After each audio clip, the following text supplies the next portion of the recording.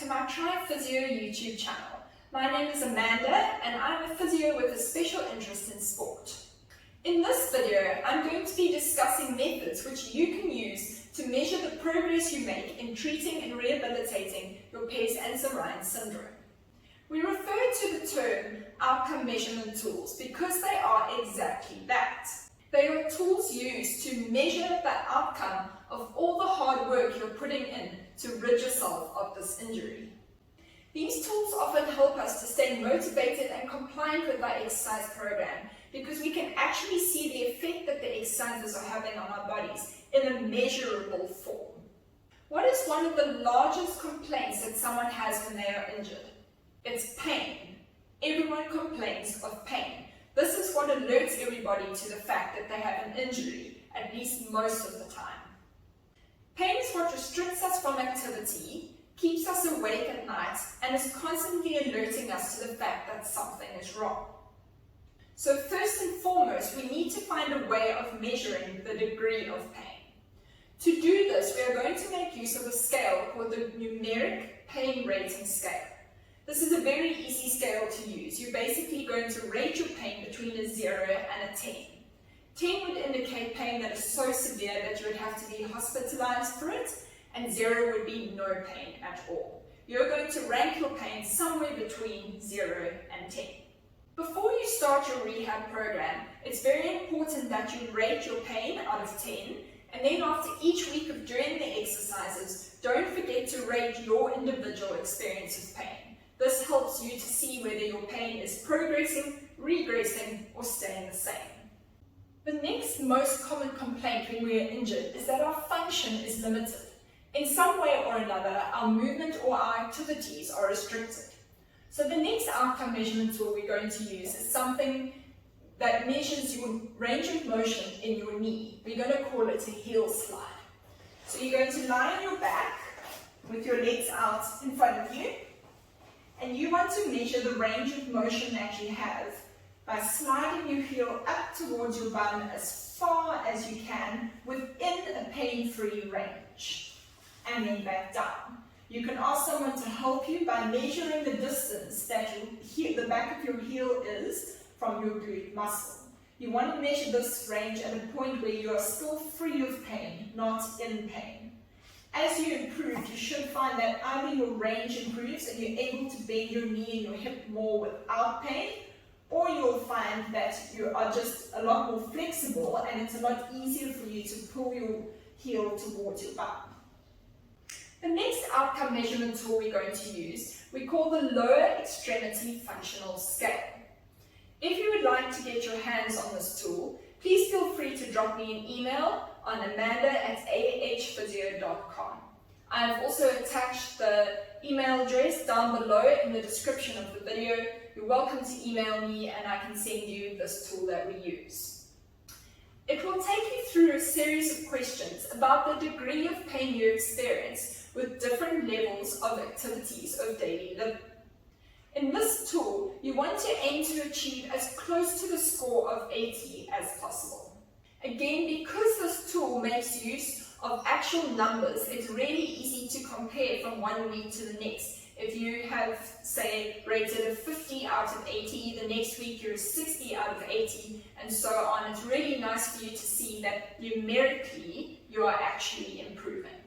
Those with Pes Anserine Syndrome would have noticed swelling and pain on the inside and just below their knee, kind of in that area.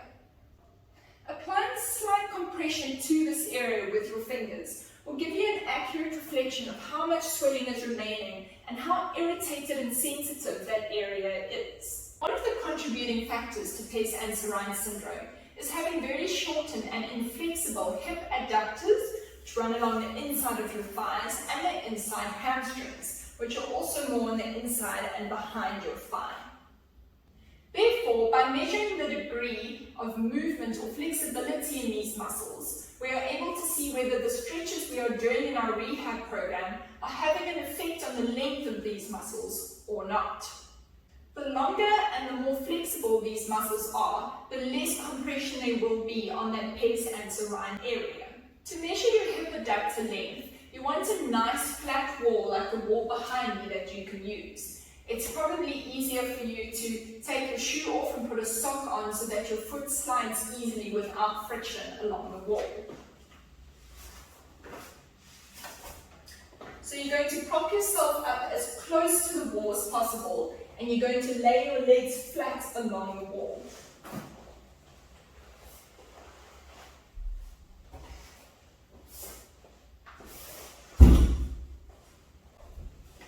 To measure the length of your hip adductors which run along here, you're slowly going to slide your leg as far down towards the ground as you can, making sure that this side of your pelvis is not lifting up off the ground.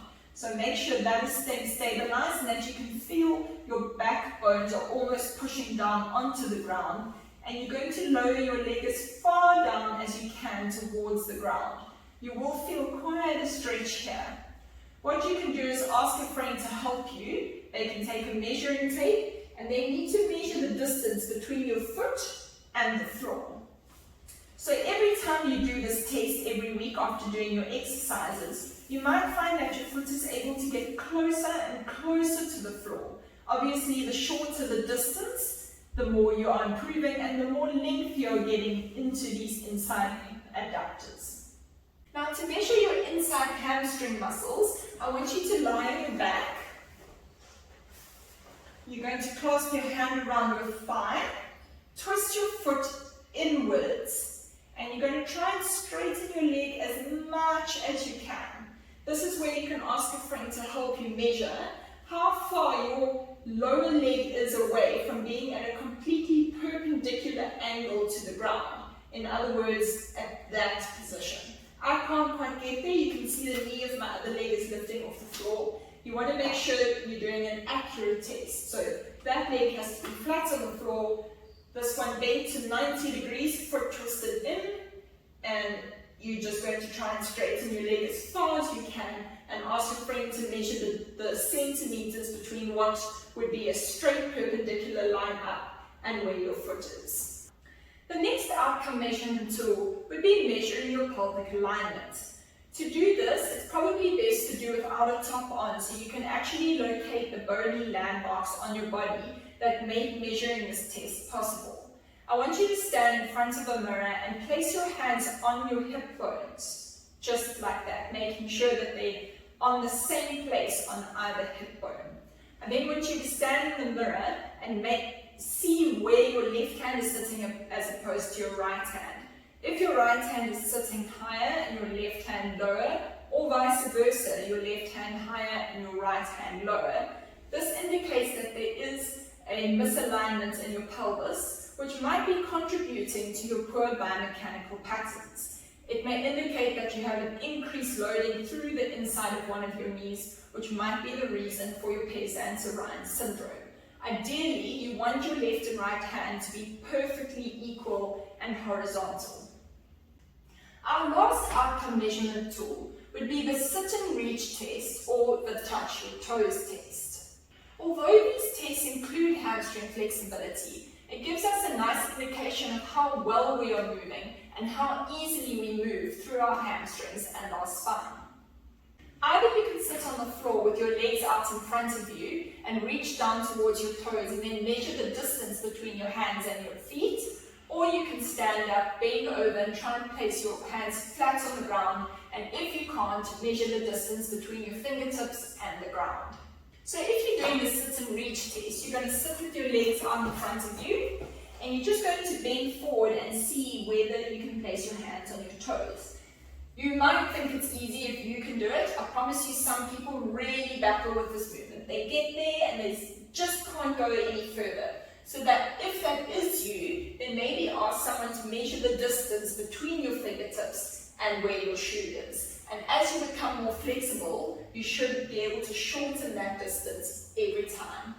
If you are doing the hands to toes test, then you want to stand up and you're going to try and bend forward and place your hands flat on the ground. You can see that I can't quite get my hands flat, but I can place my fingertips on the ground.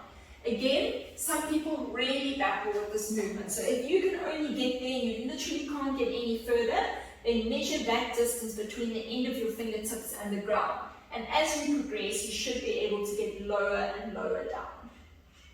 So, if you are putting in a really solid effort into your rehab program, you should be noticing an improvement in each and every one of these tests every week that you reassess.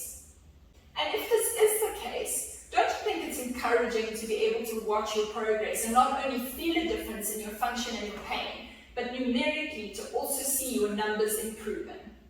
I hope that this inspires you to keep on going with your exercises and that you'll be back doing what you love in no time. Please don't forget to hit that like button, consider subscribing to my channel, and maybe take a look at my Pes Anserine rehabilitation series right here. Thank you and see you soon.